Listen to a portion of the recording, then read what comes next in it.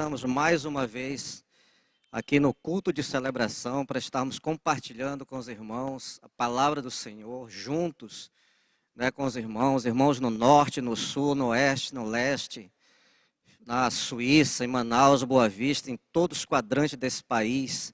Os irmãos têm ouvido os nossos cultos, participado dos nossos cultos, e eu quero te dizer, seja bem-vindo, para que a gente possa estar juntos com o Senhor nesse dia e possamos glorificar o Senhor. Abra sua Bíblia no livro de Mateus, capítulo 5. Evangelho segundo Mateus, capítulo 5. Nós vamos ler um versículo que é o 8. Diz assim a palavra do Senhor. Versículo 8, capítulo 5. Bem-aventurados os limpos de coração, porque verão a Deus. Diga comigo, limpos de coração. Vamos orar. Pai, nós queremos glorificar o Teu santo nome, te bendizer, ó Deus, pela Tua fidelidade, pelo Teu amor grandioso, Pai santo querido. Obrigado, Deus, por mais um dia de vida, pela Tua misericórdia que se renovou nessa manhã. Obrigado, Senhor Deus, por essas famílias que estão assistindo, Pai santo querido, esse culto, que vão ouvir a Tua palavra, que ouvir os louvores que foram ministrados nessa manhã, Pai. Eu oro, Senhor Deus, para que o nosso coração se abra, Senhor Deus, para que o Senhor venha, Deus, ministrar no nosso coração. Espírito Santo de Deus, faz algo sobrenatural nesse dia, Pai Santo querido, Deus. Age, Senhor Deus, em nosso favor.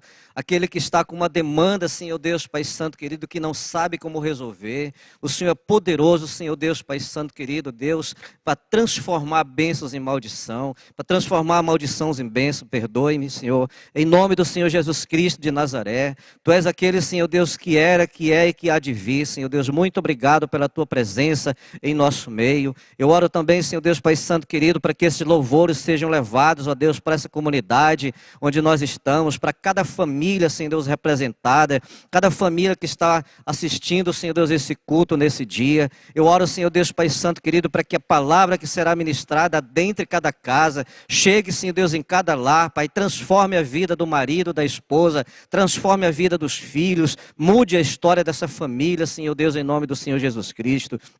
Eu oro também, Senhor Deus, pela minha vida, que o Senhor me conceda graça, Senhor Deus, nesse dia, Pai, para estar ministrando essa palavra, Senhor Deus, Pai Santo querido, que o meu coração se encha de regozijo, Senhor Deus, por essa oportunidade que o Senhor me dá, Pai Santo querido, e eu te louvo em nome do Senhor Jesus Cristo de Nazaré.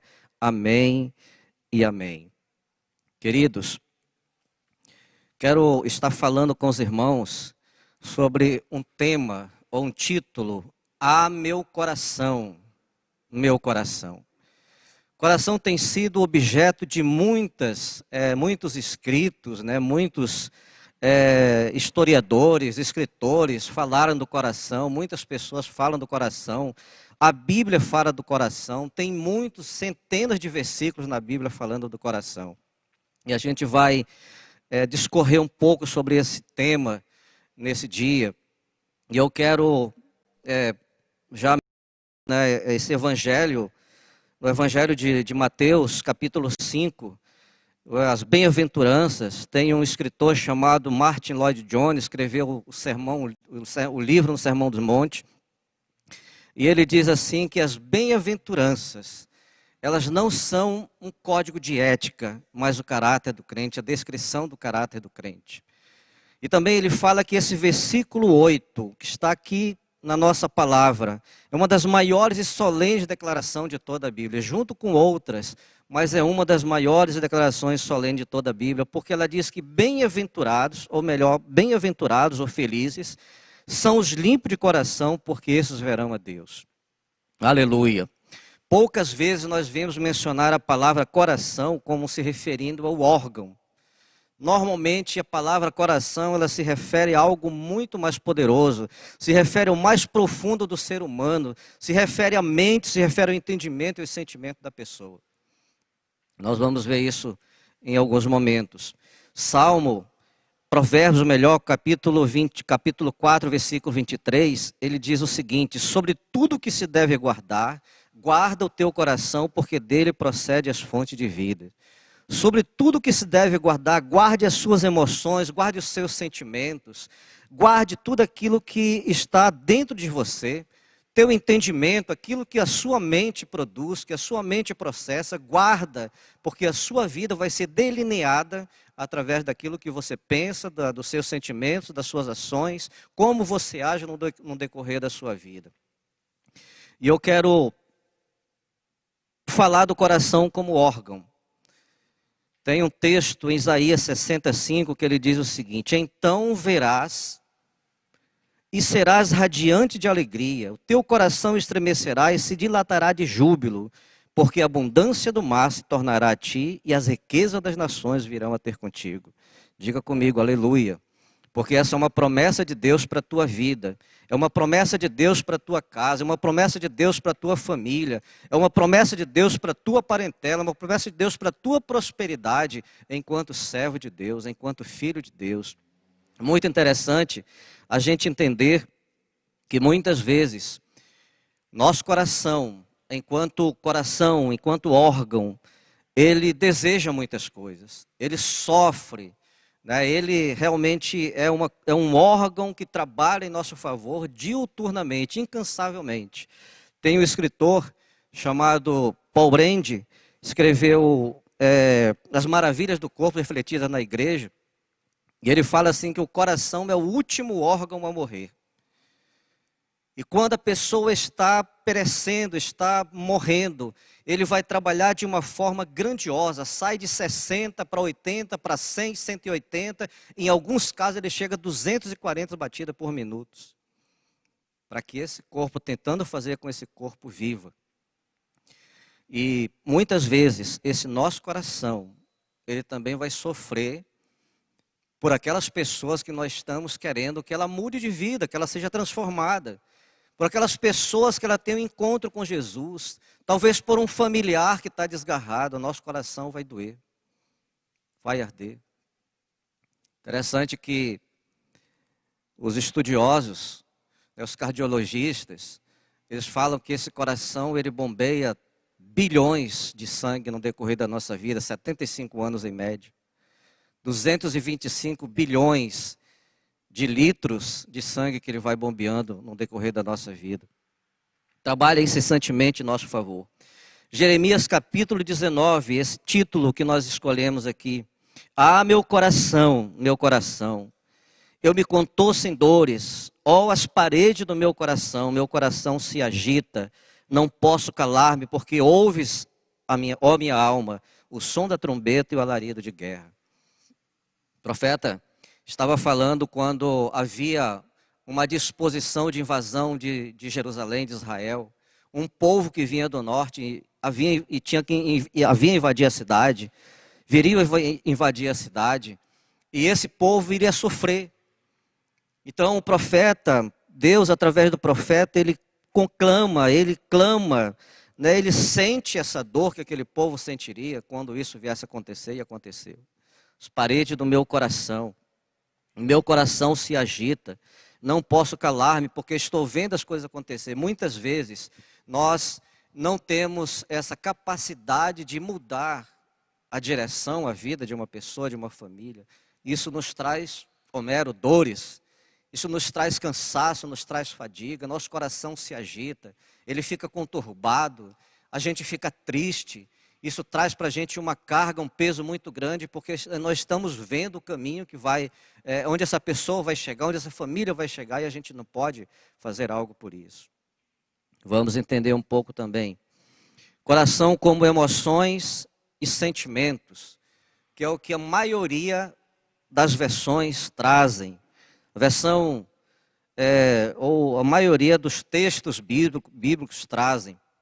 Tem uma versão latina, Vulgata Latina, as versões, o Targum da versão árabe e siríaca, eles traduzem esse texto como tende em vós o mesmo coração.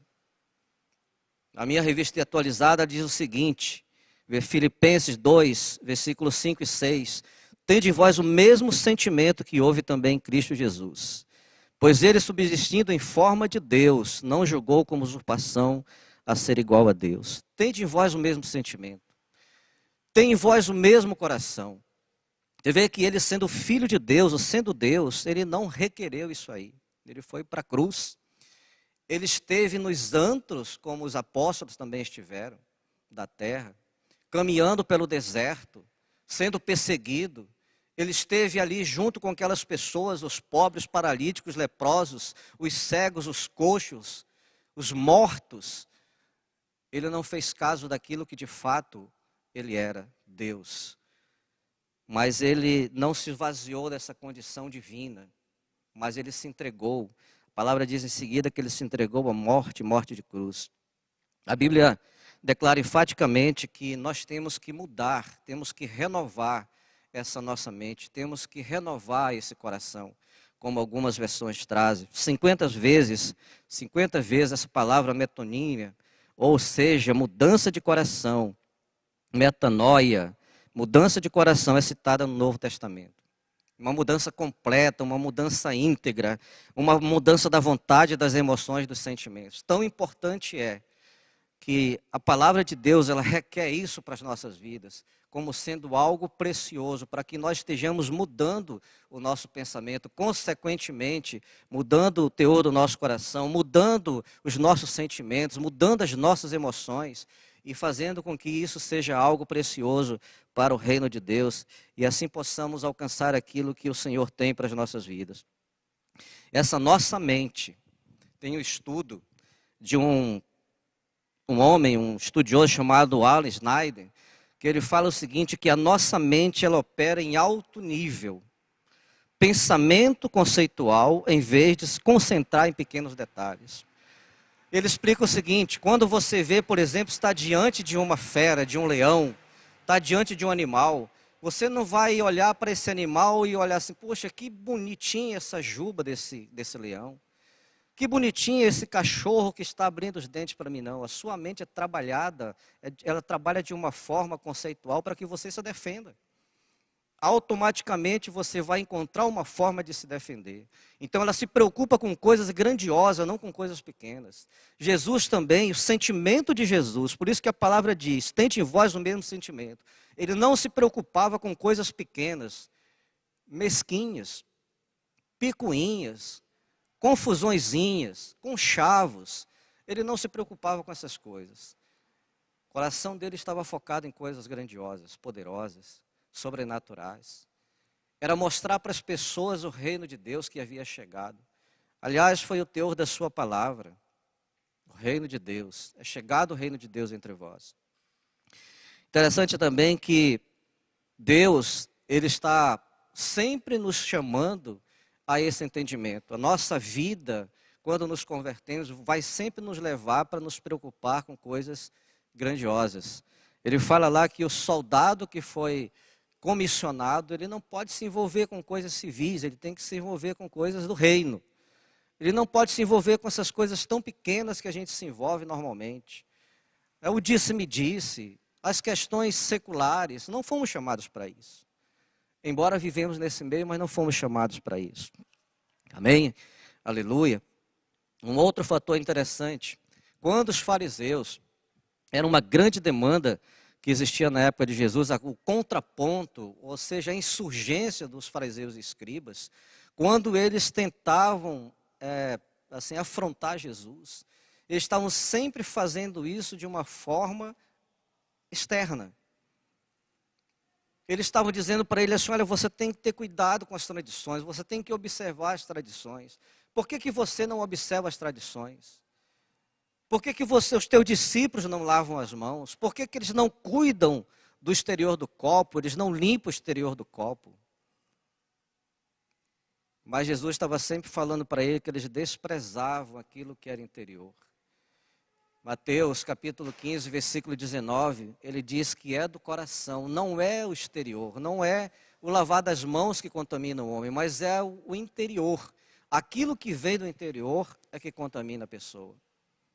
É lá o coração, o sentimento, as emoções. São essas coisas que contaminam de fato o homem.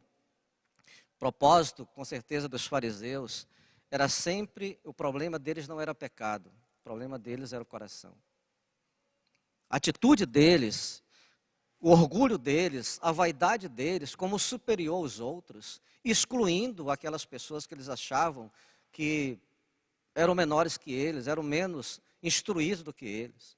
A vaidade do coração deles não percebia, não deixava eles perceberem que Deus realmente estava falando de algo poderoso, sobrenatural.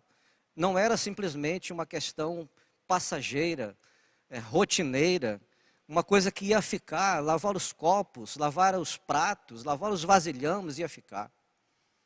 Não era isso que Deus veio para fazer. Um texto interessante que nós temos, Ezequiel 20 e 32, melhor. A palavra diz o seguinte: o que vos ocorre à mente, de maneira nenhuma sucederá. Isto que dizeis, seremos como as nações, como as outras gerações da terra, servindo as árvores e as pedras. O que vos ocorre ao coração? Algumas tradições, algumas versões trazem, leem-se dessa forma. O que vos ocorre à mente, de maneira nenhuma sucederá.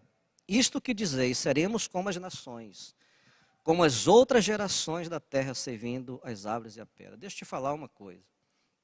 Os filhos de Deus, Deus vai cuidar para que os seus filhos não imitem as nações, o seu governo, o seu culto e os seus costumes. No momento que você realmente entregar a sua vida a Ele vai trabalhar para que você não volte, para que você não volte a cultuar a pedra e não volte a cultuar as imagens, não volte a cultuar as árvores, não queira as frondosas que antigamente se fazia. Ele vai te guardar, Ele vai te proteger, Ele vai te livrar desse mal, para que você realmente se torne um filho íntegro, para que o seu coração seja íntegro, para que você tenha o mesmo sentimento, irmã Irani, que houve em Cristo Jesus. Para que você não se envolva com coisas terrenas que não dizem respeito ao reino de Deus. Você tem que envolver com coisas sobrenaturais, grandiosas. Aleluia. Um outro ponto, coração como herança. Capítulo 1 de Efésios, versículo 11 e 18, ele resgata essa condição como filhos. Os filhos de Deus como herança. Os filhos de Deus como louvor da sua glória, como louvor do seu reino. Mais tarde você confere esse versículo, capítulo 11, versículo 11 e 18 de Efésios. E ele está dizendo, esse texto diz para a gente que nós, enquanto servos de Deus, somos herança do Senhor. Nós, enquanto servos de Deus, devemos nos comportar dessa forma, como herança do Senhor, como louvor da glória do reino de Deus. Por isso, muito importante, aquilo que Jesus veio falando, toda a sua vida, ele veio falando de duas coisas. O coração foi o centro da mensagem de Jesus. O coração, assim, foi o âmago, realmente, do seu ministério. Primeiro para com Deus, amar a Deus, e depois amar o próximo. Ele disse lá em João 13, novo mandamento vos dou, que ameis uns aos outros. O teor da mensagem de Jesus sempre foi, primeiramente, amar a Deus. Amarás o Senhor teu Deus de todo o teu coração, de toda a tua alma, de todo o teu entendimento. Amarás o teu próximo como a ti mesmo. Essa era a mensagem, essa foi a mensagem, esse foi o teor, foi o âmago, se você observar assim, das mensagens de Jesus, das pregações de Jesus, da sua manifestação enquanto esteve conosco aqui. Esses filhos do Senhor, essa herança do Senhor, nós que vivemos na nossa comunidade, na nossa igreja, deveríamos realmente atentar para isso aí, não só na nossa comunidade, nosso contexto, de Comunidade Batista da Paz, mas todas as igrejas, deveríamos olhar para os nossos irmãos como herança do Senhor. Deveríamos olhar para eles como realmente um louvor do reino de Deus. Deveríamos considerá-los dessa forma. Bem-aventurados os limpos de coração. Ou outras versões, bem-aventurados puros de coração. Efésios capítulo 4, versículo 22, 24, ele diz o seguinte, no sentido de que quanto ao trato passado, diga comigo, vos despojeis do velho homem que se corrompe segundo a concupiscência do engano. E vos renoveis, diga comigo, renoveis, no espírito do vosso entendimento, ou no espírito do vosso coração. Aleluia. E vos revistais, diga comigo, revistais, do novo homem, criado segundo Deus. Diga comigo, criado segundo Deus. Queridos, muito importante esse texto, muito importante essa frase. Revistais do novo homem criado segundo Deus, em justiça e retidão procedente da verdade. Quando você tiver um tempo, na sua casa, na sua família, no decorrer dessa semana, escolha um momento, junte a sua família, junte o seu marido, a sua esposa, seus filhos, e leia esse texto com eles. Examine esse texto com eles.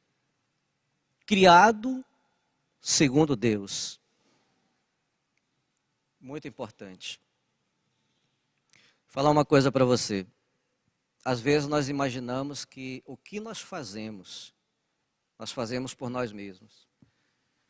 Nós imaginamos que nós temos a capacidade de fazer qualquer coisa. Nós imaginamos a capacidade que nós temos, imaginamos que temos a capacidade de resolver situações, de converter o coração do pecador. Imaginamos que podemos, em qualquer momento, entrar ou sair de uma situação complicada. Imaginamos que fomos nós mesmos que fomos a Jesus e por nossa própria vontade, nós nos tornamos cristãos. Deixa eu falar uma outra coisa para você. A Bíblia, ela fala de algumas situações que são passivas. Por exemplo, ela diz que quando nós nascemos de novo, é uma ação passiva. O homem não nasce de novo por si mesmo, ele não tem essa capacidade. Uma criança, quando ela nasce, é uma ação passiva. Tornar-se uma nova criatura, irmã Beth, é uma ação passiva. Não é nosso, não é parte de nós. A gente não tem essa capacidade de ser nova criatura por nós mesmos. A ação, ela vem de Deus. A manifestação, ela vem de Deus. A graça, ela vem de Deus. O amor vem de Deus. O constrangimento para nos chegar a Ele vem de Deus. Vem dEle. Não é de nós. Pastor Benihim, num livro chamado Tocou-me, muito interessante esse livro, fala que ele era ainda um garoto, estava começando seu ministério e tinha na cidade dele, no Canadá, quando ele estava no Canadá, nasceu em Israel, ele foi um pregador famoso na época, fazer uma conferência lá, e ele queria muito conversar com ele para fazer uma pergunta para esse pregador. Durante os 6 dias da conferência, ele não teve como chegar a ele, porque a multidão, quando ele terminava as preleções, a multidão já cercava o pastor e não tinha como chegar a ele. Um dia, no último dia da conferência, ele estava chegando no seu apartamento, abrindo a porta do seu apartamento, quando o elevador parou e saiu o homem de Deus. E ele imediatamente foi até ele e falou assim, olha, me permita uma pergunta. E ele parou, pode fazer. E ele disse para o homem assim, olha, como eu posso agradar a Deus? Esse pregador deu uns passos à frente, depois voltou, e segundo ele, colocou o nariz no nariz dele e falou assim, nem pense nisso. Você nunca vai conseguir agradar a Deus. E foi embora. Tocou-me. Nós não podemos, por mais que nós desejemos ser justos, por mais que nós sejamos justos, por mais que nós sejamos corretos demais, por mais que nós sejamos bons demais, mas a palavra diz que tudo isso é um trapo de imundície. Jamais vamos conseguir agradar a Deus. Tocou-me. Tem um corinho, irmã Irani, Samuel, gostei do Daniel. Quem mais? Josiel. Meninos, com certeza ouviram isso aí muitas vezes. De paz encheu meu coração, quando o Senhor Jesus me tocou, livrou-me da escuridão. Tocou-me. Tem um texto lá no Salmo 18, versículo 28, ele diz o seguinte, por que fazes resplandecer a minha lâmpada? O Senhor, meu Deus, derrama luz nas minhas trevas.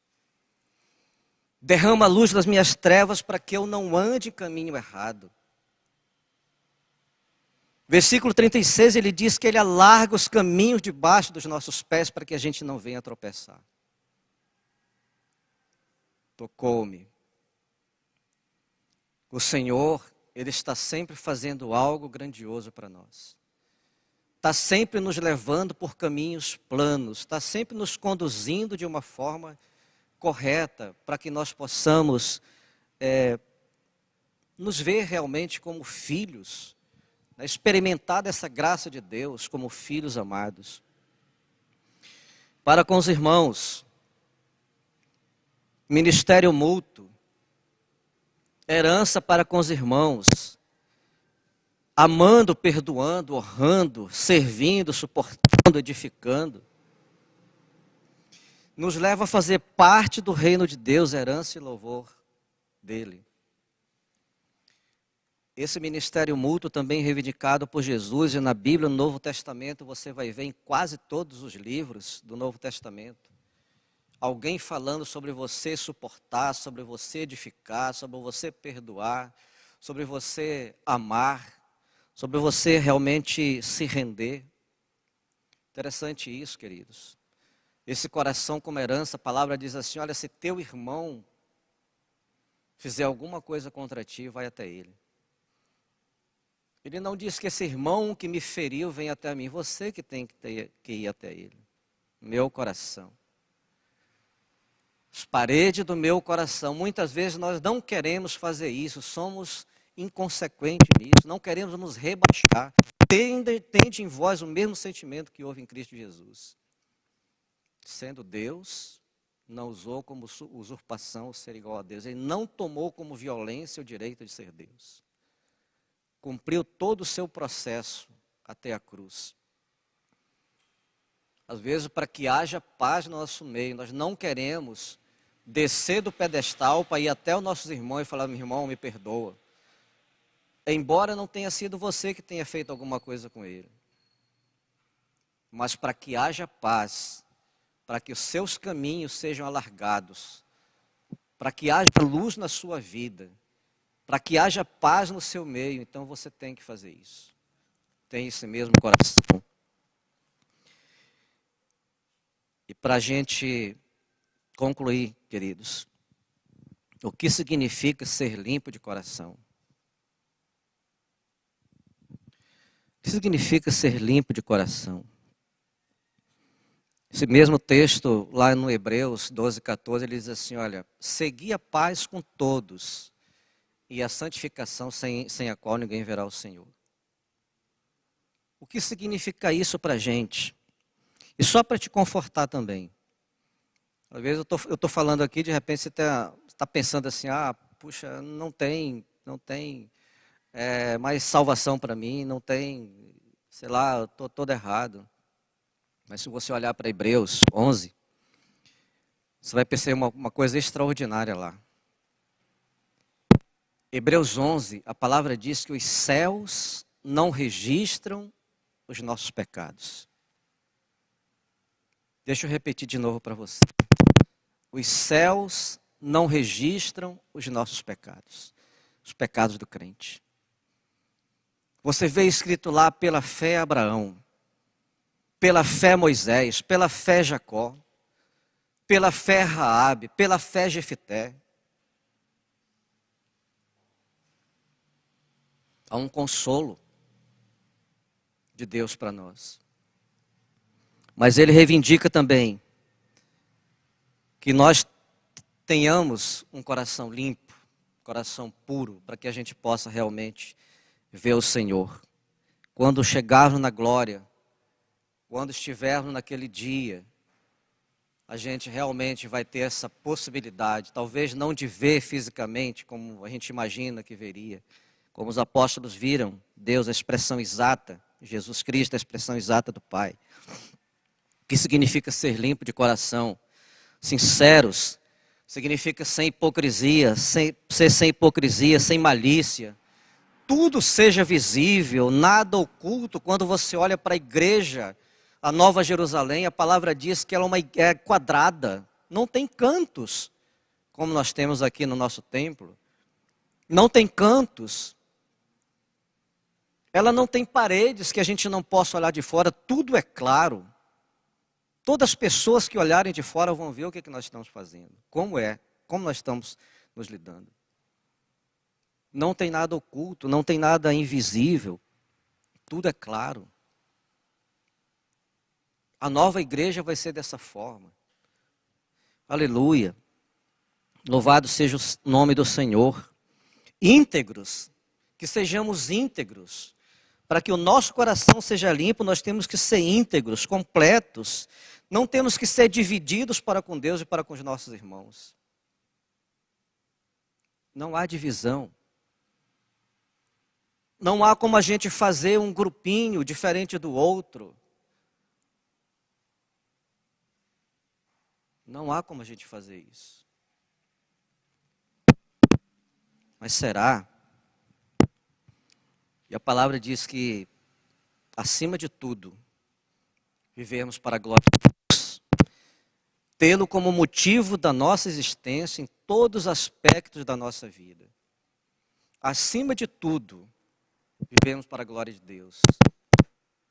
E sermos conscientes de que Ele é o bem maior da nossa vida, em tudo que nós fazemos. Em toda situação que nós estivermos, onde nós estivermos, Deus ele tem que estar presente. E Ele está presente. O pastor Cash Luna, em honra ao Espírito Santo, ele fala que o Espírito de Deus, ele está no lugar onde nós somos profanos ou santos. Se você estiver no lugar mais degradante que for, ele está presente ali. Se você estiver no lugar abençoado, ele também está presente. Aleluia. Como fundamento, mas será que é assim que nos comportamos? Pergunta para nós, será que é assim que nos comportamos? Sinceros, sem hipocrisia, sem malícia, tudo visível, nada oculto, íntegros, completos, não divididos para com Deus e com o próximo? Será que é assim que nos comportamos? Amém. Aleluia. Será que é assim que as nossas igrejas são fundamentadas? Pergunta para você que é líder, pergunta para você que é pastor. Muitas vezes nós fundamentamos a nossa igreja, as revelações, oração em língua, corpo ministerial, grupo fechado, coeso, muito coeso, tão coeso que as pessoas não conseguem entrar. Fundamentamos as nossas igrejas em palavras expositivas, reivindicamos. Às vezes a gente vê pessoas falando para os outros de outras igrejas, membros de outras igrejas, vem para cá, porque aqui tem uma palavra expositiva. Fundamenta a base dessa igreja nessas coisas. Será que é assim? Templos suntuosos, grandiosos, aparatosos, para chamar a atenção das pessoas. Quando Jesus voltar,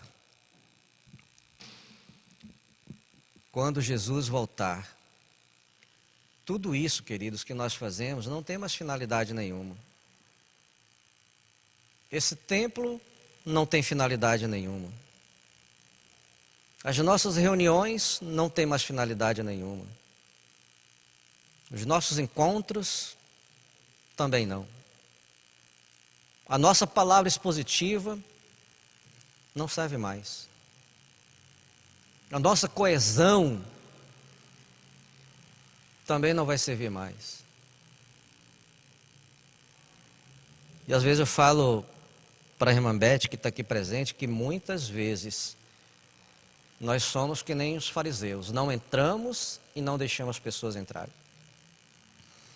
Muitas vezes estamos muito preocupados com o exterior do que com o interior da pessoa. Muitas vezes reivindicamos as tradições em detrimento do Evangelho do Reino. Será que nosso coração vai estar limpo para ver o Senhor? Quando deixamos fora o doente, quando deixamos fora o desvalido, o necessitado, o órfão, a viúva, órfão, a viúva, o estrangeiro.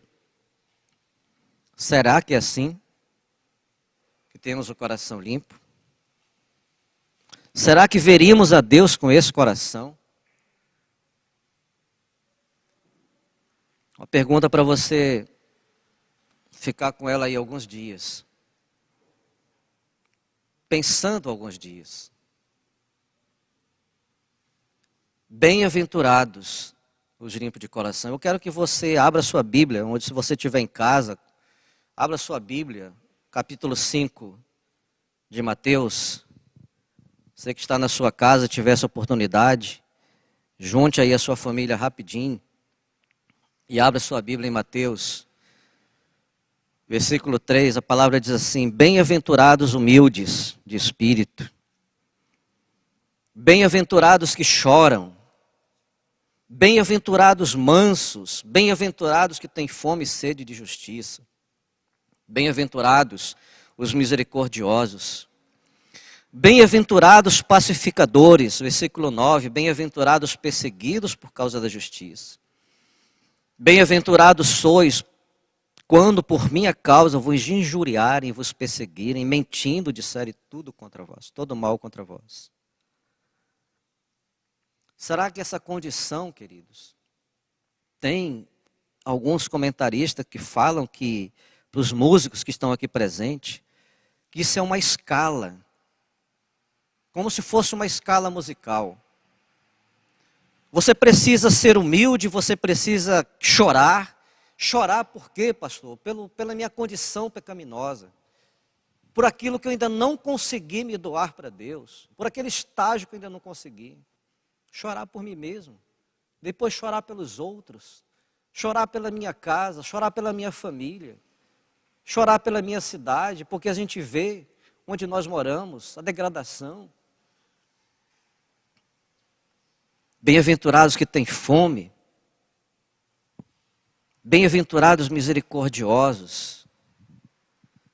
Essa gradação, ela vai aumentando até ela chegar quando você, bem-aventurados limpos de coração, quando ela chegar no último versículo das bem-aventuranças, você vai estar pronto.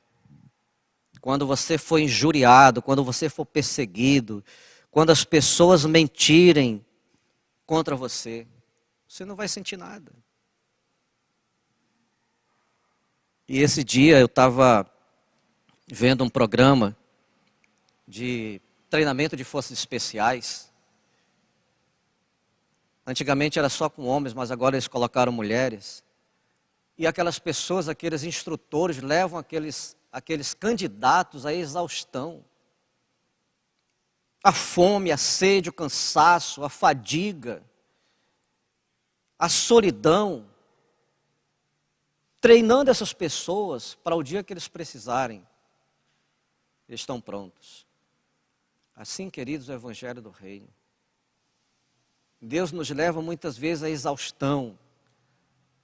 Deus nos leva às situações mais difíceis, porque um dia isso vai ser necessário. E a gente não vai, quando se encontrar numa situação como essa, a gente não vai olhar para trás e falar: puxa, perdi meu tempo, quero ir embora. Não me interessa mais, acho que me enganei, acho que não foi o Deus certo. Bem-aventurados limpos de coração, você só vai ver a Deus se você tiver esse coração limpo. Você só vai contemplá-lo se realmente seu coração estiver no lugar certo, queridos.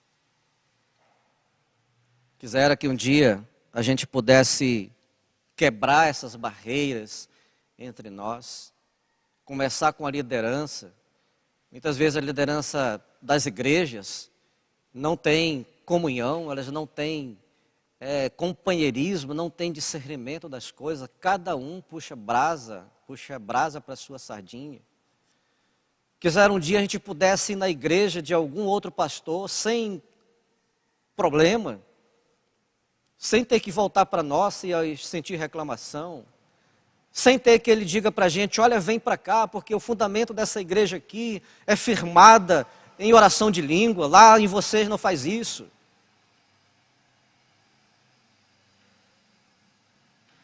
mais cultuar, nos juntar como servos, como povo de Deus, como filho de Deus, como herança de Deus, tendo o mesmo sentimento que houve em Cristo Jesus.